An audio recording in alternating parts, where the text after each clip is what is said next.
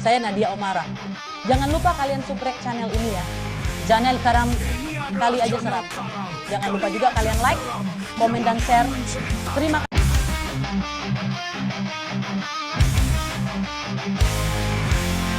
Ini adalah channel Karam Kali Aja Seram yang akan menceritakan kisah horor kalian dari Sabang sampai Papua.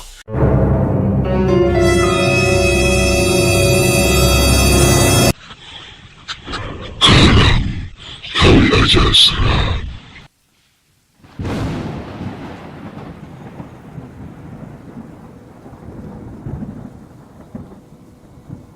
Selamat datang di Karam, Kali Aja Seram, di mana kegelapan dan misteri bersatu dalam kisah-kisah menegangkan yang akan membuat bulu kuduk Anda berdiri. Saya Mr. Randy, dan malam ini kita akan menyelami cerita-cerita yang bersembunyi di balik bayang-bayang, tempat di mana tidak ada yang seperti yang terlihat. Bersiaplah untuk menguji keberanian Anda dan memasuki dunia yang penuh dengan kejadian aneh, hantu, dan rahasia gelap. Pastikan lampu Anda mati dan selimut Anda rapat, karena cerita kita malam ini akan membawa Anda ke dalam perjalanan yang menakutkan. Jangan lupa untuk subrek, like, dan komen. Mari kita mulai.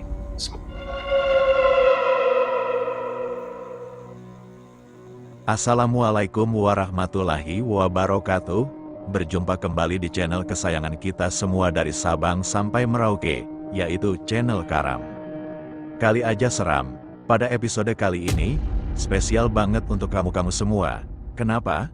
Karena saya sendiri, Mr. Randy, yang akan membawakan cerita seram, horor, misteri, dan penuh dengan teka-teki, menggantikan Mbak Tukiem yang sedang sakit ambeien. Cepat sembuh ya Mbak, biar bisa cerita lagi. Karena teman-teman di sini sepertinya kangen banget dengan suaranya Mbak Tukiem. Oke, sebelum kalian mendengarkan keseruan dan kehororan ceritanya, jangan lupa pasang hands-free, matikan lampu, dan pejamkan mata agar kalian bisa merasakan sensasi horornya. Jangan lupa juga subscribe, like, dan share ya, agar kalian tidak ketinggalan cerita terbaru dari kami. Oke, tanpa berlama-lama lagi, kita simak ceritanya. Cekidot. Nyekek diri, perempuan berusia 21 tahun itu mengalihkan pandangannya, menatap langit-langit rumah. Helaan napasnya membuatku sempat berpikir untuk tidak jadi saja mengulik cerita itu darinya. Namun, ketika kuusulkan agar berhenti saja bercerita, ia menggeleng. Kisah ini setidaknya bisa dijadikan pelajaran untuk pembaca cerita. Amang, selain itu, saya juga bisa menyampaikan beberapa hal yang tidak bisa saya katakan sebelumnya. Ucapnya pelan tapi terdengar tegas. Baik, silakan, balasku sambil menatap perempuan itu. Helaan napas beratnya kembali ku dengar begitu ia akan melanjutkan ceritanya yang sempat terputus. Jadi, kakak saya itu bekerja di sebuah toko yang menjual alat-alat tulis lengkap. Satu toko besar itu menjual alat-alat tulis khusus untuk partai yang dijual kembali oleh pembeli, dan toko kedua yang lebih kecil menjual alat-alat tulis eceran. Karyawan di kedua toko itu ada sekitar 6 orang, 3 di toko besar dan 3 di toko kecil. Tapi mereka ini memang diharuskan saling membantu jika salah satu toko kedatangan banyak pelanggan. Mereka membagi tugas dengan adil, yang laki-laki biasanya sekalian untuk mengantar barang ke tempat pembeli. 1 tahun lebih kakak saya bekerja di toko itu, dan semuanya berjalan normal dan lancar seperti biasa. Meski gajinya tidak begitu besar, hanya 30.000 per hari, kakak saya cukup senang dengan pekerjaannya itu. Ia juga sering bercerita kalau waktu istirahat di toko tersebut hanya 30 menit saja, dan mereka makan siang pun tidak boleh ada yang keluar, sehingga diharuskan untuk membawa bekal masing-masing. Selama jam kerja, mereka juga tidak diperbolehkan duduk walaupun saat itu sepi pelanggan. Aku menyipitkan mata heran. Tentu saja, jadi kuat atau tidak harus tetap berdiri. Bagaimana kalau ada yang tidak tahan lalu pingsan? Aku bertanya. Mereka akan dikenakan potongan gaji, Mang, jawabnya. Mataku melotot mendengar itu, sampai segitunya. Mau bagaimana lagi, Mang, mencari pekerjaan di zaman sekarang susah. Jadi kalau sudah dapat pekerjaan, enak atau tidak tetap harus dijalani, jawabnya pasrah. Aku menghela nafas panjang, kemudian ia kembali melanjutkan ceritanya hingga aku seakan terbawa masuk ke dalam cerita itu. Kenapa ya? Akhir-akhir ini kakak kalau pulang kerja langsung masuk ke dalam kamar, tanya Tina pada ibunya kala itu. Tina masih berusia 19 tahun. Wajarlah, namanya juga orang kerja, pasti capek dan langsung ingin istirahat kalau sudah sampai rumah. Memangnya kenapa? Tanya ibunya. Aneh saja rasanya, karena kakak kan tipe orang yang selalu ngoceh mulutnya kalau lagi di rumah, tapi belakangan ini, dia lebih banyak diam, ujar Tina dengan nada penuh curiga. Tina mulai curiga dengan perubahan sikap kakaknya tersebut. Entah apa yang terjadi sebenarnya, pernah sekali waktu, Tina mendengar kakaknya bicara dengan salah satu temannya yang datang ke rumah. Topik pembicaraan mereka saat itu seputar tentang ganti rugi atas kerugian toko yang katanya dibuat oleh kakaknya. Tapi saat itu Tina belum pasti betul tentang apa yang mereka bicarakan selanjutnya karena ia sudah keburu dipanggil oleh ibunya. Hingga akhirnya Tina memberanikan diri bertanya langsung pada sang kakak ketika ia hanya berdua di dalam rumah. Awalnya, kakaknya sama sekali tidak mau berbicara. Namun, ketika Tina membujuknya, sang kakak pun luluh juga dan menceritakan masalah yang dihadapinya saat itu. Rupanya, kakaknya dituduh mencuri uang dari hasil penjualan barang, dan jumlah uang itu tidaklah sedikit. Alhasil, semua karyawan di kedua toko itu mendapatkan potongan gaji untuk menutupi semua kerugian toko. Kakak Tina mendapatkan perlakuan buruk dari karyawan lain dan ditekan untuk segera mengembalikan uang yang ia curi. Padahal, kakak Tina sudah berkata jujur dalam pengakuannya, yaitu bahwa memang bukan dia yang mengambil uang tersebut, memang dia yang terakhir kali pulang. Namun ia sama sekali tidak pernah mengambil uang-uang itu. Tapi bos tak percaya. Meski kakak Tina sudah mengusulkan agar masalah itu biar polisi saja yang menyelidiki agar semuanya jelas. Tapi lagi-lagi usulnya ditolak dengan alasan buang-buang waktu jika lapor polisi, karena pencurinya sudah nyata di depan mata. Lalu sekarang bagaimana, Kak? Tanya Tina, ikut sedih mendengar cerita sang kakak. Aku tidak tahu, aku tidak punya uang sebanyak itu. Coba kakak bilang ke orang tua kita. Masalah sebesar ini jangan ditanggung sendiri, kan lebih baik kita selesaikan bersama-sama. Walaupun kakak pencurinya, tidak. Tidak, aku tidak mau merepotkan mereka dalam masalahku ini. Aku akan coba selesaikan dengan caraku sendiri. Terima kasih sudah mau mendengarkan ceritaku, ujar kakaknya sambil menghela napas panjang. Hari demi hari berlalu, keadaan sepertinya tak juga membaik. Itu bisa dilihat dari raut wajah kakaknya yang selalu pulang larut malam dengan wajah yang tampak lesu. Kamu gak kerja hari ini? Tanya ibunya di depan kamar kakak. Hening, tak ada jawaban. Tina, kemana kakakmu? Kok jam segini masih berkurung di dalam kamar? Mungkin gak enak badan, Bu, jawab Tina tanpa curiga. Hingga pukul 1 siang, sang kakak juga tak keluar dari dalam kamar, membuat si ibu dan adiknya segera mengecek. Namun, pintu kamar terkunci dari dalam, sudah digedor-gedor tapi tak ada respons. Akhirnya, ketika adik laki-laki Tina yang baru pulang sekolah itu datang, ia langsung diminta untuk merusak pengunci pintu itu dari luar. Setelah pintu berhasil dibuka, alangkah terkejutnya sang ibu, Tina, dan adiknya melihat sang kakak sudah tak bernyawa dengan keadaan menggantung di lehernya, terlilit seutas tali bekas tali jemuran. Teriakan histeris mereka membuat beberapa tetangga yang ada di sekitar langsung berlari menghampiri. Selama proses pengurusan jenazah kakaknya yang gantung diri itu, Tina tampak tak tenang. Begitu juga dengan ibunya yang sering tak sadarkan diri. Mata kakaknya saat akan dimandikan dan dikafani tampak terbuka, bahkan kakinya pun tampak tegak. Konon, kata orang tua-tua dulu, bila mata jenazah tak tertutup rapat, itu pertanda kalau akan ada pihak keluarganya yang akan menyusul. Wallahualam, apalagi bila kakinya tegak seperti menapak sesuatu, itu tandanya akan ada yang menggantikannya gentayangan di alam dunia, sesuatu yang sering disebut jin korin. Tapi entahlah, semua itu tak terpikirkan oleh keluarga Tina saat itu. Singkat cerita, 3 hari setelah kepergian sang kakak, rumah menjadi lebih sepi, dan ibunya juga jadi lebih sering melamun. Sementara Tina, ia masih tak berani mengatakan apa-apa tentang masalah sang kakak pada ibunya. Apalagi ketika ia membersihkan kamar kakaknya, ia menemukan surat terakhir dari sang kakak di dalam lemari. Surat itu berisi permintaan maaf dan rasa keputusasaan dalam menghadapi masalah yang saat itu menimpanya. Perlakuan teman-teman kerja dan bosnya setiap hari membuat dirinya lebih memilih untuk mati. Di dalam surat itu, ia juga bersumpah bahwa ia tidak pernah melakukan pencurian apapun di toko seperti yang bosnya fitnahkan. Tina terisak menangis seusai membaca surat kakaknya itu. Ia menyesal, andai sejak awal kakaknya bercerita, ia langsung memberitahu orang tuanya, tentu masalah kakaknya bisa diselesaikan walaupun mereka harus menjual sawah untuk membayar semua kerugian toko tersebut. Maafkan aku, Kak, isak Tina. Malam itu, saat Tina akan pergi, Tina melihat ke arah adiknya dengan tatapan serius. Ia tahu betul bahwa adiknya tidak akan berbicara jika tidak ada sesuatu yang benar-benar penting. Adiknya mendekat, suaranya pelan tapi tegas. Kak, semua orang di desa ini sudah percaya kalau pocong yang gentayangan itu adalah arwah kakak kita. Mereka mulai menyalahkan keluarga kita atas semua kejadian aneh yang terjadi belakangan ini, ucap adiknya. Suaranya bergetar. Tina merasa jantungnya berdetak lebih cepat. Ia tidak percaya apa yang baru saja didengarnya. Kamu yakin? Bagaimana bisa mereka berpikir seperti itu? Mereka bilang, sejak kematian kakak, pocong itu mulai muncul di sekitar desa. Beberapa orang bilang kalau pocong itu tampak marah, seolah-olah mencari sesuatu yang hilang, jawab adiknya dengan ekspresi penuh ketakutan.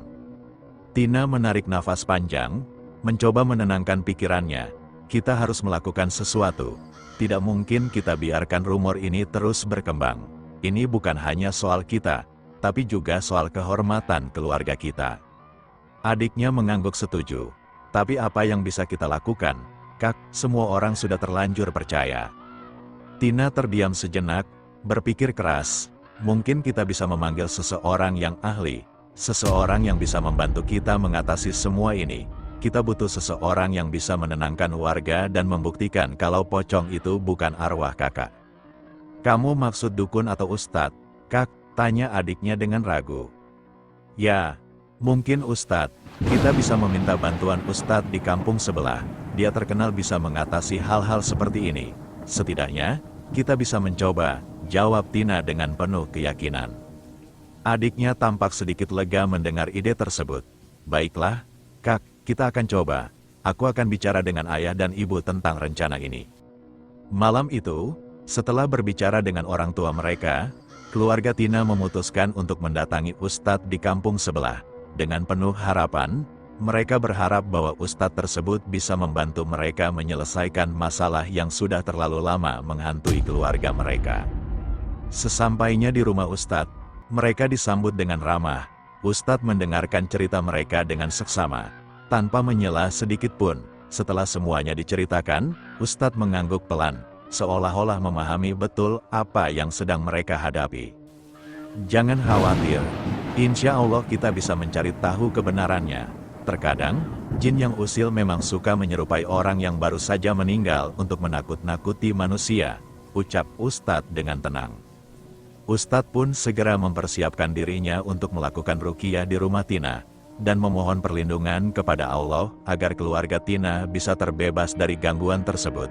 Mereka berharap, dengan doa dan keyakinan yang kuat, semua hal aneh yang terjadi bisa segera berakhir.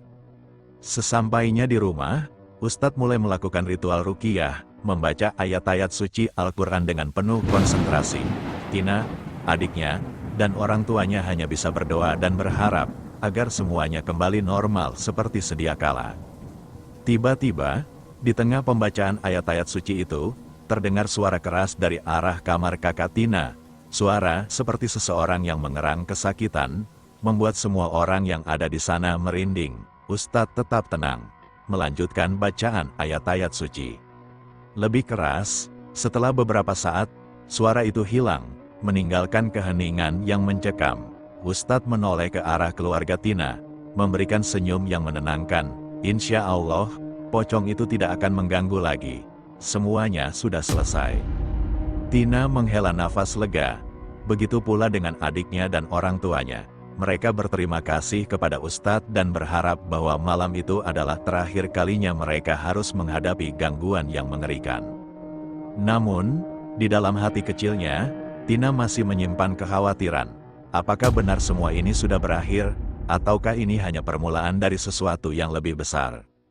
Di mana-mana pun ibu-ibu duduk, disitulah cerita pocong itu terdengar. Aku sendiri bosan dan hampir gila karena cerita-cerita ini. Tapi, kau percaya kalau itu adalah kakak? Tanya Tina. Kalau sampai orang tua kita dengar, habis mulutmu. Epat-epat Tina menutup mulutnya. Ia terlanjur bertanya seperti itu. Untung saja orang tuanya tidak ada di dekat mereka saat itu. Aku antara percaya dan tidak kalau itu kakak. Aku percaya karena tanda-tandanya sangat cocok sekali dengan kakak. Tapi seperti yang dikatakan orang tua kita, manusia yang sudah meninggal tidak akan bisa bangkit lagi. Apalagi sampai menakut-nakuti orang, kan? Tapi kata Pak Mursin, semua itu pasti ada sebabnya kenapa jin korinnya kakak muncul mengganggu warga. Mungkin ada yang ingin dia sampaikan karena korin itu yang menemaninya selama hidup. Entahlah, tapi kalaupun benar, aku gak mau ketemu pocong itu lagi. Di suatu kesempatan, Tina menceritakan semua yang ia tahu tentang kakaknya pada sang adik. Ya Allah, aku berdosa sudah mengumpat kakak. Ampuni dosaku. Ya Allah, ampuni dosa-dosa kakakku. Semoga kakak di sana ditempatkan di tempat yang layak dan lapangkanlah kuburnya. Jauhkan ia dari siksa kubur yang pedih. Ucap adiknya Tina. Aku akan mencari tahu. Dan kalau aku sudah menemukan bukti-buktinya, kita bisa lapor ke polisi untuk membersihkan nama kakak, ujar adiknya. Tapi kurasa itu tidak perlu. Aku takut malah terjadi apa-apa padamu. Kita tinggal berdua bersaudara. Tolonglah, jangan melakukan hal-hal yang aneh-aneh. Kalau sampai kau kenapa-kenapa, kasihan orang tua kita. Ini demi kakak. Agar kakak bisa tenang, kau tenang saja, aku akan berhati-hati. Tina menghela napas panjang, ia sudah tak bisa berkata apa-apa lagi. Adiknya memang sangat amat keras kepala. Menyesal aku memberitahumu, pikirnya, dan benar saja, setelah hari itu, adiknya jadi sering terlambat pulang, sudah 2 minggu setelahnya. Tapi adiknya masih belum mau cerita apa-apa tentang apa yang ia temukan. Malam itu, adiknya Tina mengetuk pintu kamar kakaknya dan langsung masuk begitu pintu terbuka. Kenapa? Tanya Tina pelan. Aku bertemu dengan salah satu orang yang pernah bekerja di toko itu. Aku yakin kau akan terkejut ketika aku ceritakan. Tina mengerutkan alisnya, ia penasaran dengan cerita apa itu. Cepat ceritakan, pinta Tina. Kak Lili, orang yang pernah bekerja di toko itu, juga pernah mengalami masalah seperti kakak kita. Tapi bedanya, saat itu Kak Lili langsung cerita ke keluarganya. Dan oleh pamannya yang seorang RT, pihak keluarga disuruh untuk langsung mendatangi pemilik toko. Mereka ini juga membawa seorang polisi. Saat itu, si pemilik toko ditekan agar segera melaporkan kasus pencurian itu ke polisi jika memang benar itu merupakan kasus pencurian. Karena jumlah uang yang hilang cukup besar. Aneh rasanya jika pemilik toko tak mau melaporkan kasus itu ke polisi. Tapi, seperti yang kakak kita alami, pemilik toko itu mengatakan bahwa hanya buang-buang waktu jika lapor polisi karena nyata-nyata pelakunya ada di depan mata. Kak Lili tetap disuruh untuk ganti rugi. Akhirnya, urusan itu berlanjut panjang karena keluarga Kak Lili sama sekali tak mau membayar sepeser pun uang yang diminta oleh si pemilik toko. Mereka masih bersikeras membawa kasus itu ke jalur hukum. Lalu, ya oleh polisi itu, pemilik toko disuruh untuk segera lapor. Tidak bisa apalagi di toko tidak dipasangi CCTV. Dan kau tahu, setelah kasus itu diselidiki kepolisian, terbukti bahwa Kak Lili memang tidak bersalah atas tuduhan tersebut. Malah si pemilik toko hendak menyuap polisi agar kasus itu dimenangkan olehnya, tapi polisi tidak mau upah-upahnya. Pemilik toko itu sudah sering membuat jebakan seperti itu untuk mencari keuntungan agar ia dapat bekerja gratis. Dan kalaupun karyawan yang dituduh membayar, dia akan dapat uang yang cukup banyak sehingga tak keluar uang lagi untuk membayar gaji karyawan-karyawannya. Lalu, karyawan-karyawan sebelumnya itu tidak ada yang lapor. Orang tertekan, mana bisa berpikir jernih. Cuma Kak Lili yang berhasil bebas dari masalah itu tanpa mengeluarkan uang yang banyak. Tina menutup mulutnya rapat-rapat. Tak menyangka jika pemilik toko yang sudah sangat kaya raya itu masih tega berbuat seperti itu hanya demi uang yang tak seberapa jika dibandingkan dengan kekayaannya.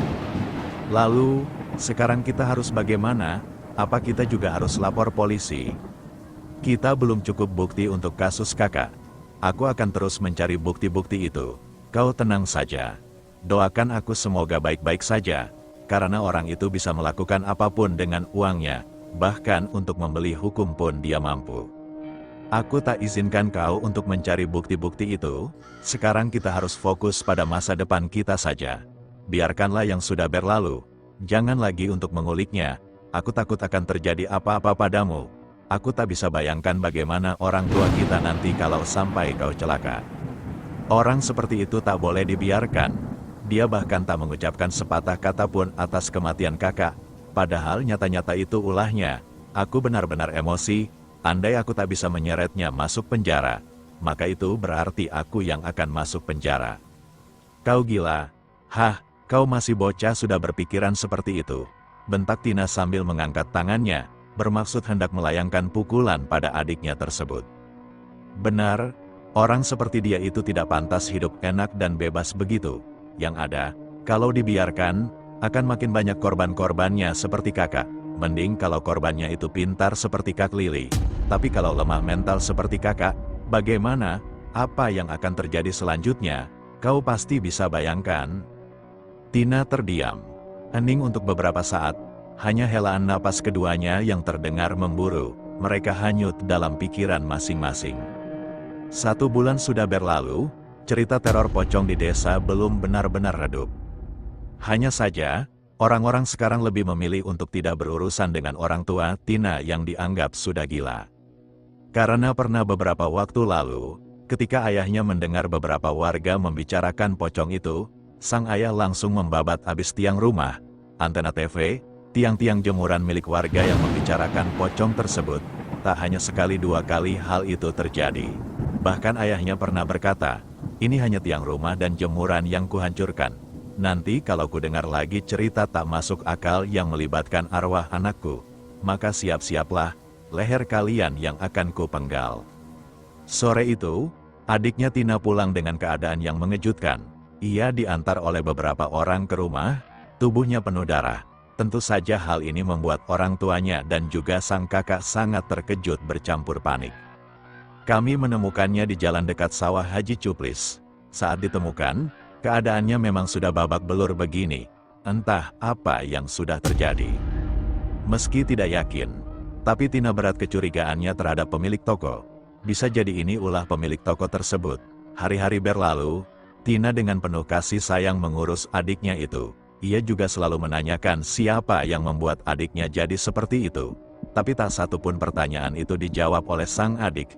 Sementara kedua orang tuanya malah menuduh adik Tina melakukan kelahian antar geng dengan sekolah lain.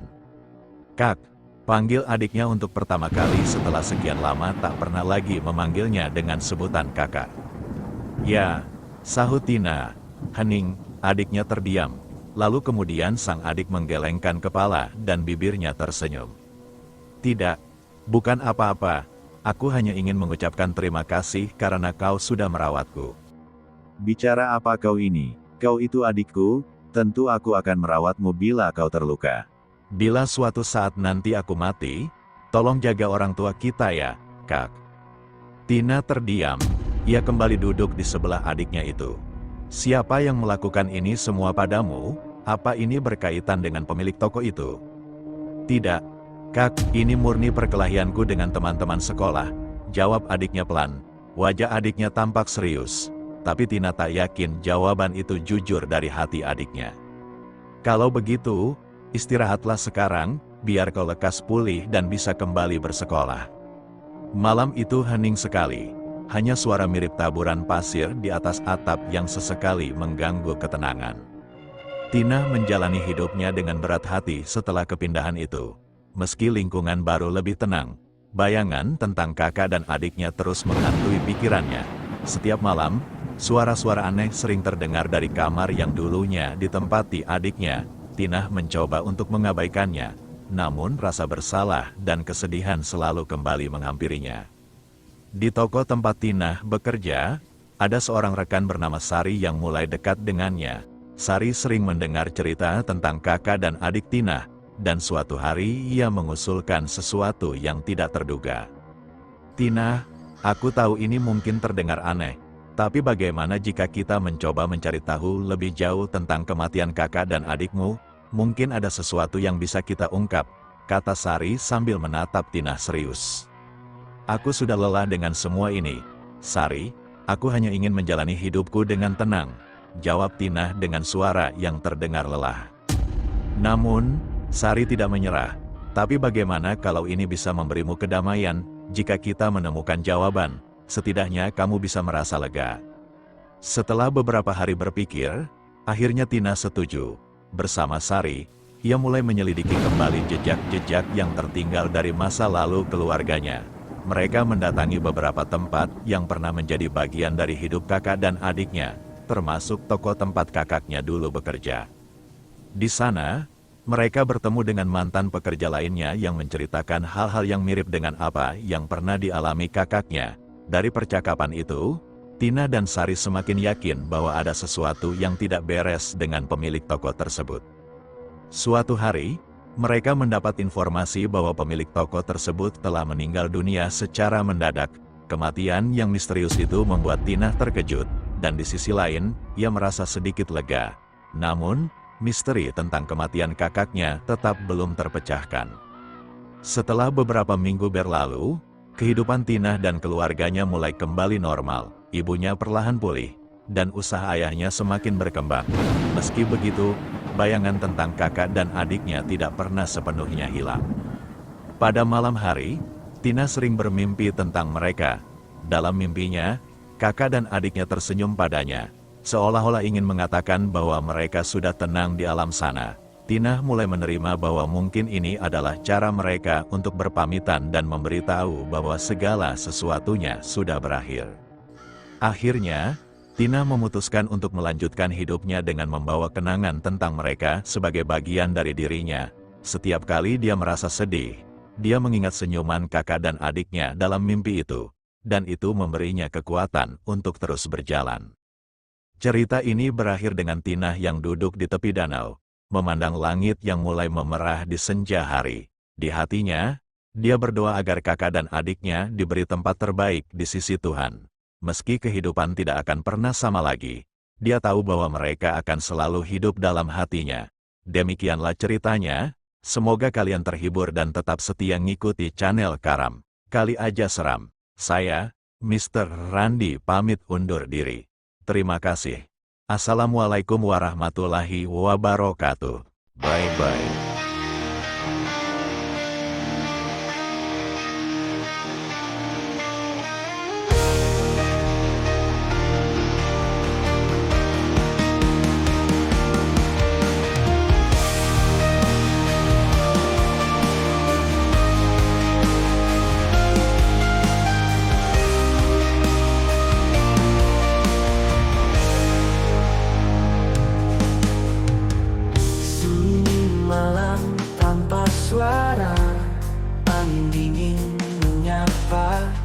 Dari balik jendela kusam, bayangan hitam melintas.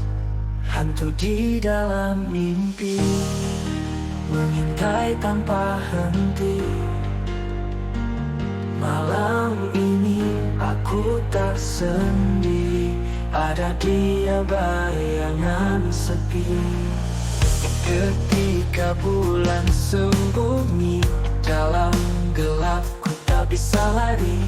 Langkah berat menghantui di lorong sunyi yang tak bertepi.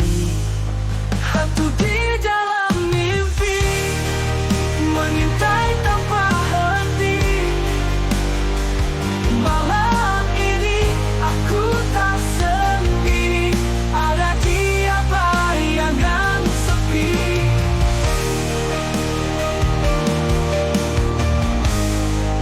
Ketika bulan sembunyi dalam gelap, ku tak bisa lari. Langkah berat menghantui di lorong sunyi yang tak bertepi. Hantu di dalam mimpi.